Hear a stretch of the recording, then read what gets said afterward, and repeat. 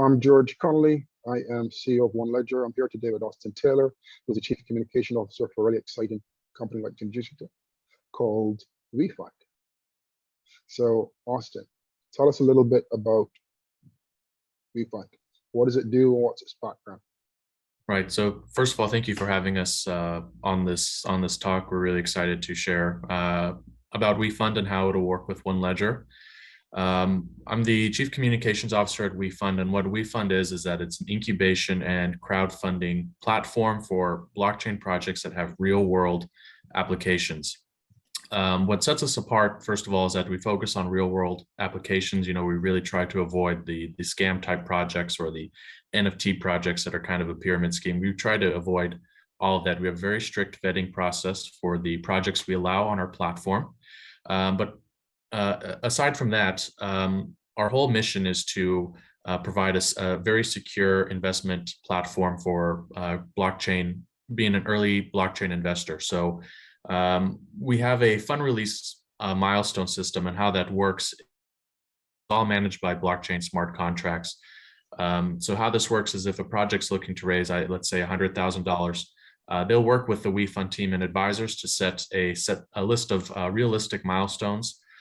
So they'll raise that $100,000 and they'll say, okay, I need $10,000 for to develop the platform, $20,000 for marketing, and so on.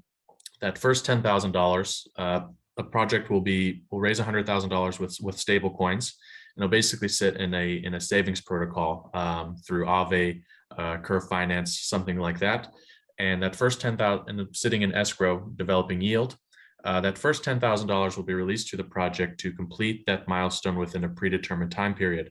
When that milestone is complete, the people who back the project can decide, yes, this meets our expectations or not. If it does, then the next set of funds are released, so the project can start on that next milestone.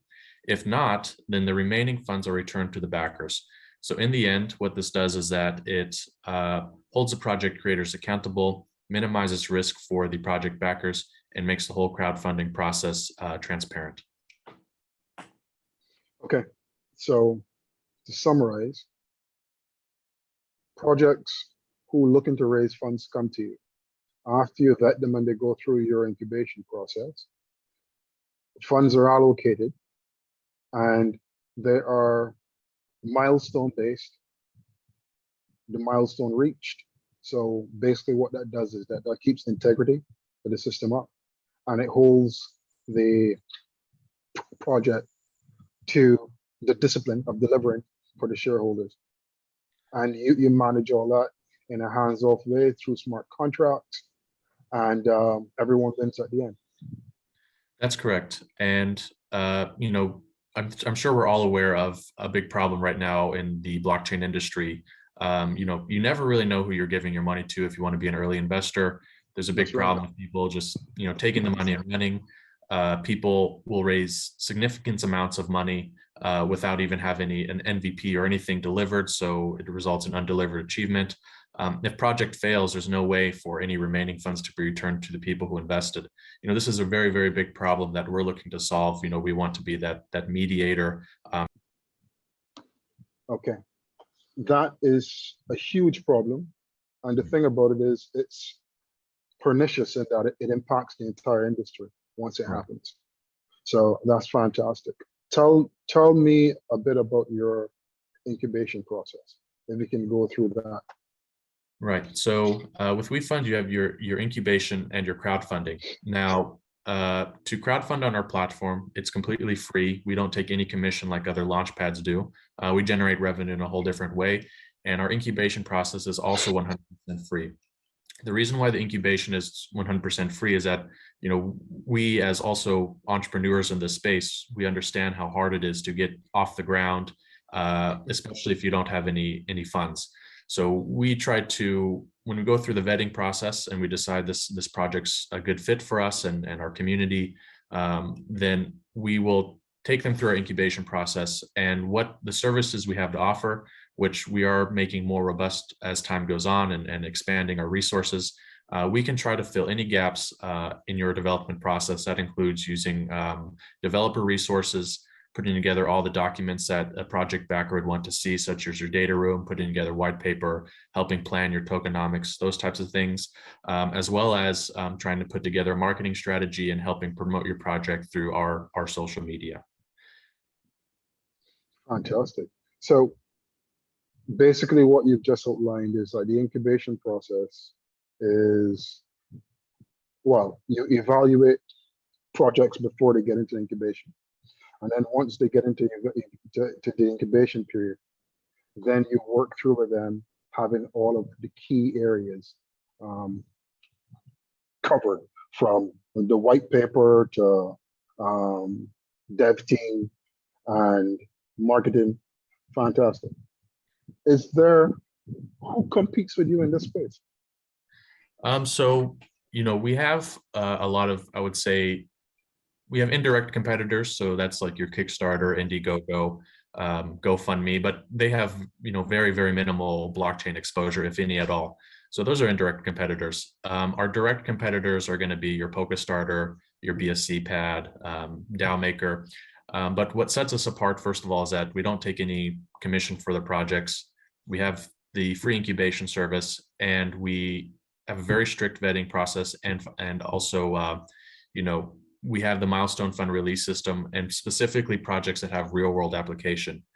This is kind of just my personal belief, but if we want big blockchain adoption, we have to make it easy for the consumer, because, when we all first started getting in crypto and understanding what a wallet is and what's the difference from an exchange, and connecting that wallet to a platform and really understanding what's going on, it's hard to grasp for everybody, and it's a huge hurdle, I think. So the real world application will, have people start using blockchain without realizing they're using blockchain. A perfect example is like Stellar running on MoneyGram, So we're looking for projects that have that capability. Okay.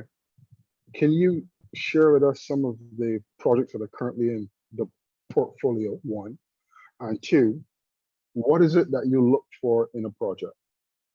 Right. So some of our top projects right now, one of them is called Data Lake. And what Data Lake is based out of Europe, and they're backed by the University of Warsaw. And what they are is they're adding value with blockchain in the health tech space.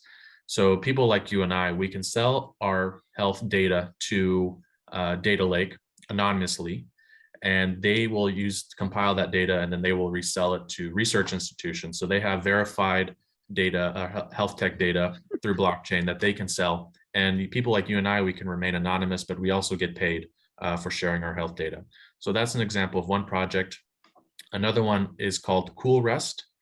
So kind of getting into the space of carbon taxes and carbon credits.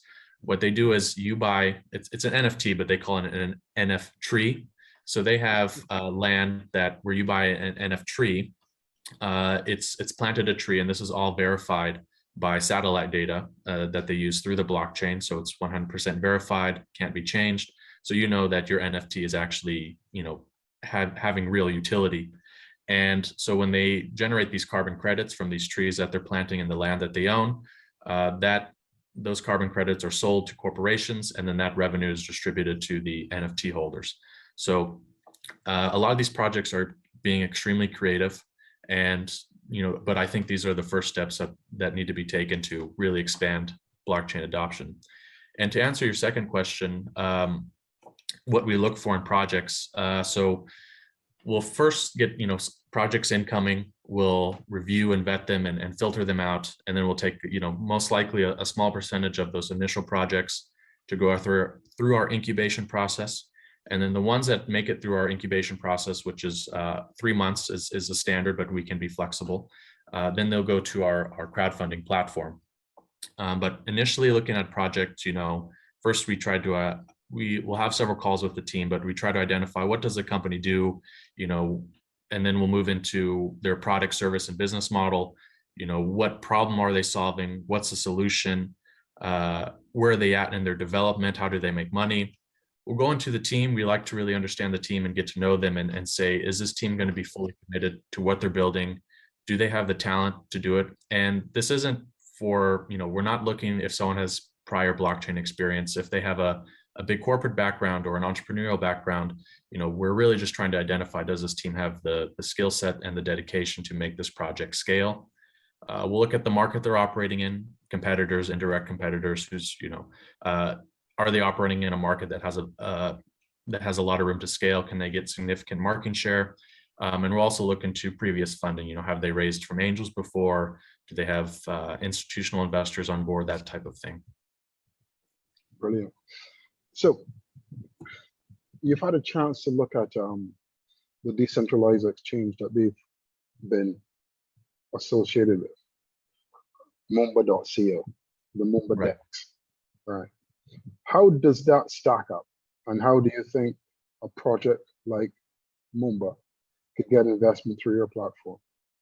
Right. So Moonbuzz is a decentralized exchange, and this business model has already been proven successful. If you take a look at the Pancake Swap or Uniswap, this business model is being replicated, which is totally acceptable because there's so many different ecosystems that require this tool, and it's operating in the DeFi space, which has real world application. It's an alternative to banking. It's another way to generate interest through investments, through staking, liquidity pools, those types of things. So Right. first of all, we know this business model can scale. We know that it can be successful. And when we look at the founding team, they have a very good experience, building companies or a strong corporate background. So they understand, what needs to be done and the dedication and motivation that needs to really scale this project. So, looking at those things, those all check out. And then, we want to get to know the team really well. What is your bigger vision for everything? Which, they understand that the OneLedger ecosystem is growing, and they focus primarily in enterprise solutions, which, is projected to really grow in the next 5 to 10 years. So this service will also be necessary to make the OneLedger ecosystem really function properly. I couldn't have said it any better myself. Thank you. So let's look at what are the common mistakes that projects make while going from ideation through to concept, through to final product, etc. So if you can walk us through that, and how do you help? So I think there's several things to consider. The first one is, and as entrepreneurs, we're all guilty of this, but kind of having really big expectations for what we want to build. Sometimes they're unrealistic. We want to achieve a lot in a short amount of time. Dream is massive. Yeah, we're all guilty of that. But there is a limit, and there's times where it's too much, and that's something that we really need to be careful of, because we don't want to. There's a fine line of overpromising. There's setting big goals and maybe falling a little bit short. That's okay, as long as you made good progress, right? But there's a limit to that. Another one is who has invested in this project before. Sometimes we'll come across a project and we'll see kind of the institutional investors that have backed them, and some of these institutional investors also don't have a good track record. They have a history of investing in projects that ended up being rug pulls or scams or kind of pyramid schemes. So we want to be careful and try to understand the relationship of this institutional investor or even angel in these projects. Another one is the team. Is a team 100% focused on this project and what they're building, or do they kind of have multiple other things going on? Are they 100% focused on this project? That's very important to us as well. Other than that, I think those are the main things, but you can always, if you do enough digging, you can always find something small. But I don't necessarily count those as red flags, maybe more of a yellow flag, because I think that if you need to ask the team about it, you need to communicate, because they could have a very good explanation for why that is. And as entrepreneurs, we all make mistakes. We all have to pivot our model every now and then. So it's just, the biggest thing is that we communicate with the team to really understand why did this happen, or what's going on. So we try to communicate the best we can. Okay, fantastic. Tell me a little bit about the relationship that you will have with OneLedger. Right. How do you plan to make that work? So one of the things we really like about OneLedger is that it has a similar vision as us, as kind of being a ecosystem with projects that have real world application. And also, you have several corporations that you're in touch with, that you work closely with. So we want to be a primary resource for projects that want to build on OneLedger to, first of all, get their project off the ground, get some momentum going, some traction through our incubation service, and then be a primary way for these projects to raise funds. Now, WeFund is a multi-chain system. We were originally starting to build on Terra, but due to circumstances, we had to pivot our model, and which actually ended up being a blessing in disguise, because now we have a multi-chain system. We can really diversify our risk, and we have more reach, and we can be a lot more agile with everything that we do now. So with OneLedger,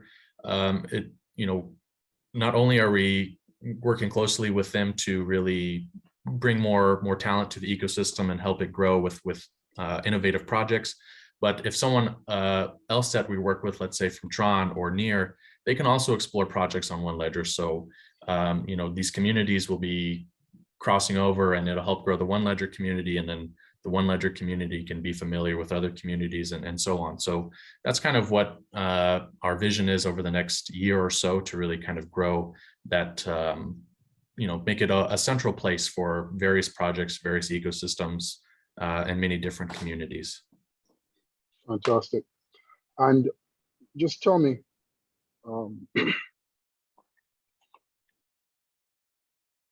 sometimes when you articulate a vision, like we have for the OneLedger project, there are several times that you think, or rather you second guess the vision, especially when things aren't exploding as you like. But hearing someone else articulate the exact same vision, the positioning, gives us comfort and allows us to realize that we're not crazy, or there are other people in the world just as crazy as we are, which is very exciting all by itself.